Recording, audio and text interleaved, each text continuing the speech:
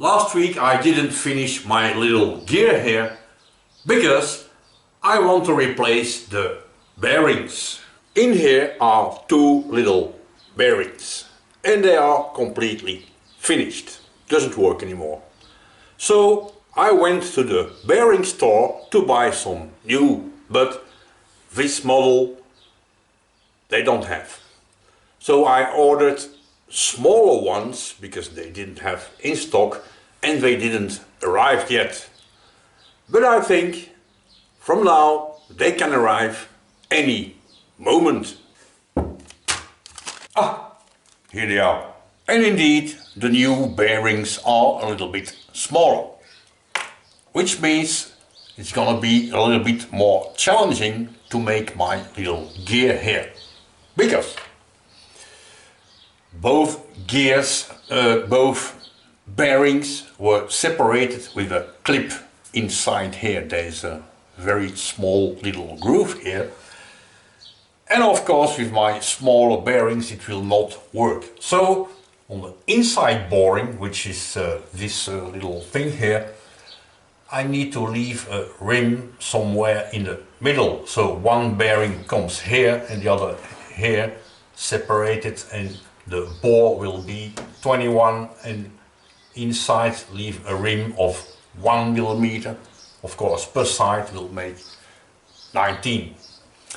There is also a holding my part in the chuck problem, because I have to do outside work. Here on the side there's a groove where the little cap comes up. I will show you, and we'll see. I have a little piece of scrapyard steel here, and the gear I have to make is hidden inside. So all I have to do is to cut it free, right? So not a big problem. I will drill and bore, and then here is a very nice little boring bar that was sent to me by Tobias. So Tobias, thanks again, to make the recess inside here. That will work. And to make the little rim, I will hold it a little bit closer. Here is a groove, and this groove takes this little kind of lid. I suppose it prevents ships and other junk to come in. And there is one on this side and there is one on the other side. And to do this I have a very nice little tree panning tool. It's the other side, of course, and this could work very well. Let's do this. That's a wobbly piece.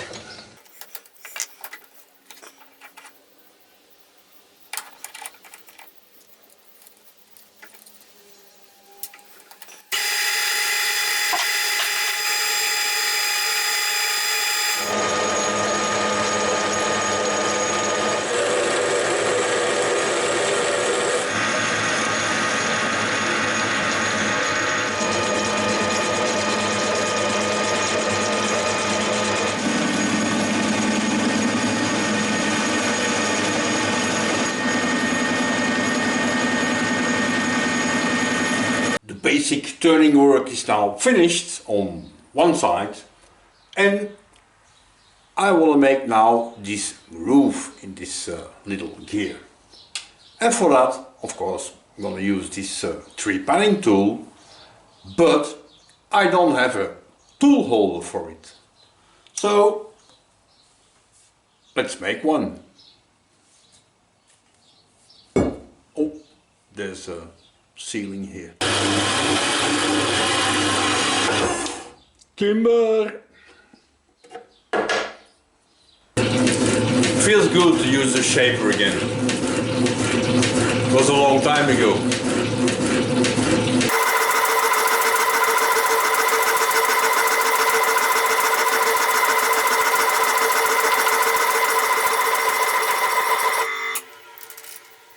The finish quality is absolutely below zero. So let's take this tool out and give it a little grind.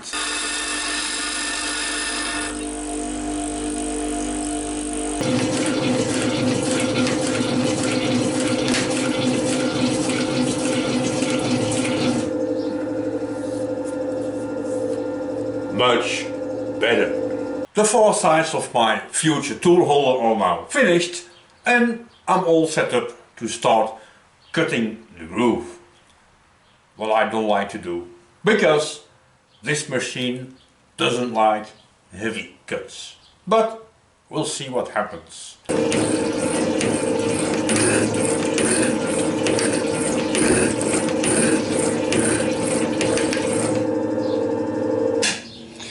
Well, I'll stop right here because this is the ideal recipe for disaster. I made a new cutting tool and I slowed the shaper down using the VFD this time.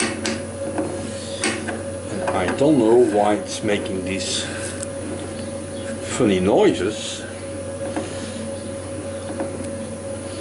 but this one seems to work better.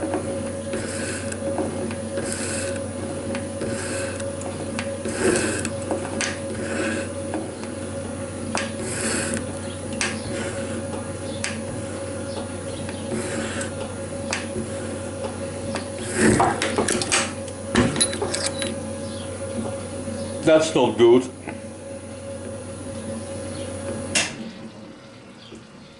Because making this groove until now was not really a success, I'm gonna try something. This is the spring-loaded parting tool. And of course you can also use it in the shaper as a grooving tool. It's just that this one is 4 mm wide and the little tool I have here is 3 point a little bit wide. So the groove will be too wide if it works. But I think if I put it in and then put a shim one side or maybe both sides, it could work. But first of all I would like to try this thing.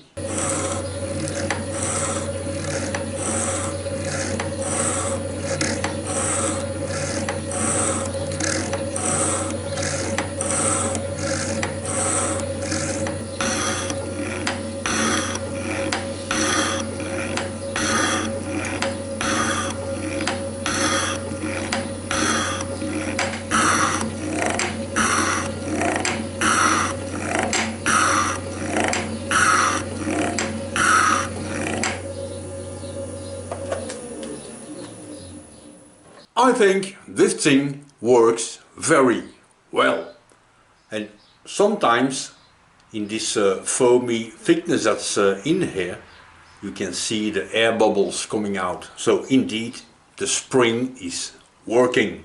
And in the meanwhile, of course, I already installed my little tool holder and a tool in the lathe, and let's make a groove.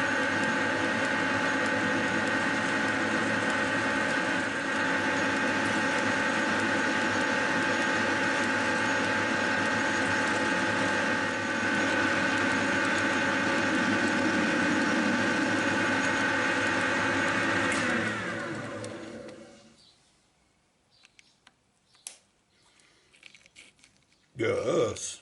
To hold my part in place, to cut the other side of course, which I already cut off, I made this little arbor that will also stay in place to cut the teeth in the dividing head.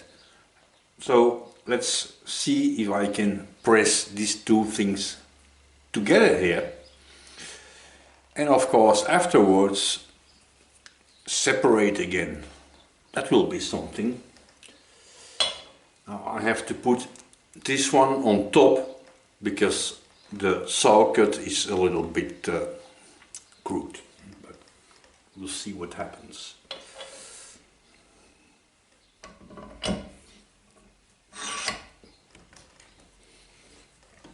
Oh.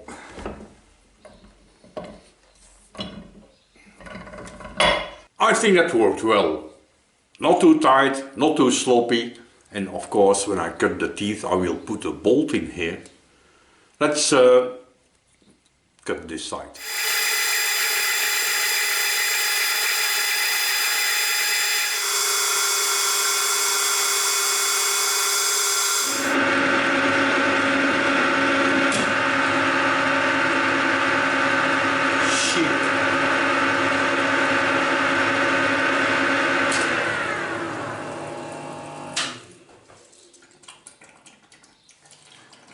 That was the end of my grooving tool. Because my little trepanning tool decided to end its life here in my workshop, before finishing my part, I will make the groove here on the milling machine. And I will use this beautiful little 2mm cutter. Because the dividing head is vertical, all I have to do is put my part here and spin it around. I think it could work too.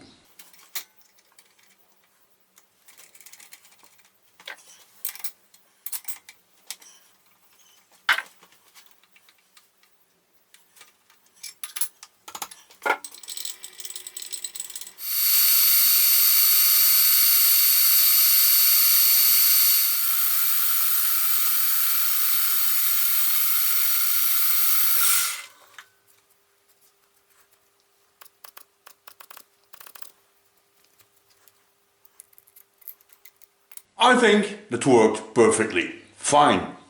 The only thing is, of course, that using the dividing head and then with this very small little end mill, you have absolutely no feel of what's happening. So it's delicate, but it works. And now let's start cutting some teeth in this thing. And because my dividing head is vertical, I think I'm gonna make my milling machine horizontal.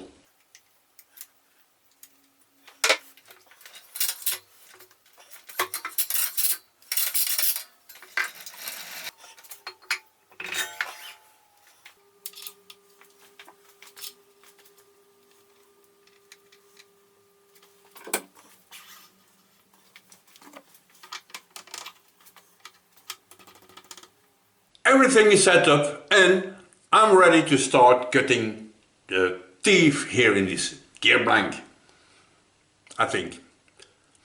But first I would like to explain you something. In the comments of last week's video, some of you pointed out that it is a little bit weird that I need a 20-hole plate to make 25 divisions. And indeed I had to double and triple check it myself. Before we can determine the number of holes we need to use in the dividing place, of course we need to know some little details. Like for example, to make my little gear here, I need 25 divisions. The dividing head I use is a ratio 40 to 1. 40 turns on the handle, 1 full turn on the spindle. Now that we know what we need to know, we can start calculate. But if, just like me, every time you have to calculate something, you lose all your hair, there is of course a very easy solution. You go online and you Google the dividing head calculator, and there is a whole bunch of websites that can give you all these calculations so you don't have to do yourself. I think it's really handy. So you give in the dividing head things and the number of dimensions, and the calculator spits out what you need to know. And I wrote down some examples here on a sheet of paper just to pretend that I'm an organized person. To make 60 divisions, I need a plate, and I will check on my paper, 39 holes. And every tooth I will cut, I have to do 0 rotations and use 26 holes. I think it's marked here. And this plate, indeed, I have 39 holes in it. So I can use this one to make 60. For a 27, it's a nice, small, cute little gear here. 27, the calculator tells me I need a 27 hole plate. And I have to do 1 rotation and 13 holes. So to make a 27 gear, indeed I need a 27 plate, but the number of holes is a little bit weird, right? For the gear I'm making now, 25 teeth, I need a 20 hole plate and 1 tooth is 1 rotation, is always plus of course, plus 12 holes. I can also use a 15 hole plate and then I have to do 1 rotation plus 9 holes is the same. Of course, very important to know is that when you start cutting, you use holes, yeah, okay, and the first hole is hole 0, is not hole number 1, because we don't cut the teeth on a gear, we cut away the space we don't need. So this position 0, this is position 1, and between 2 we leave the tooth.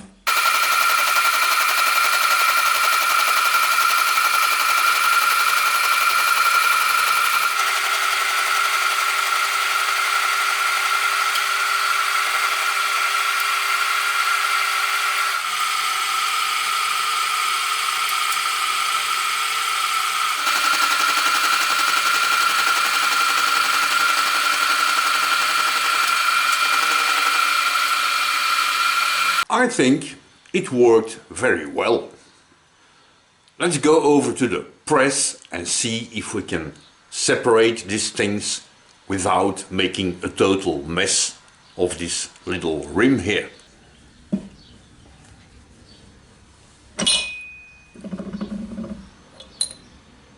Success!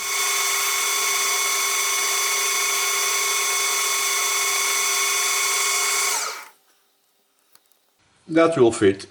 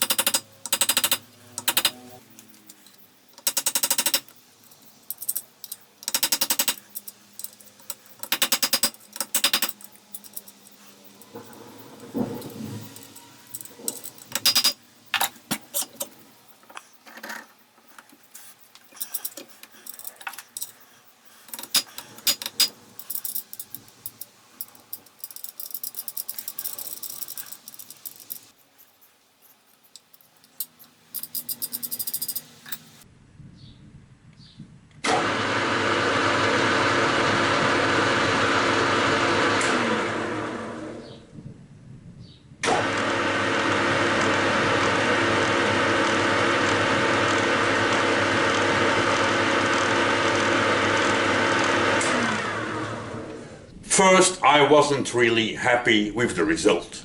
So I took it all apart again and give it a good clean with sandpaper and give it a good dose of oil.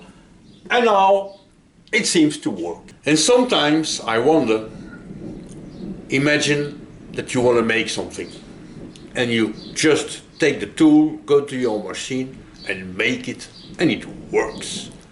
Without breaking tools, without making special tools without making special hold-down systems.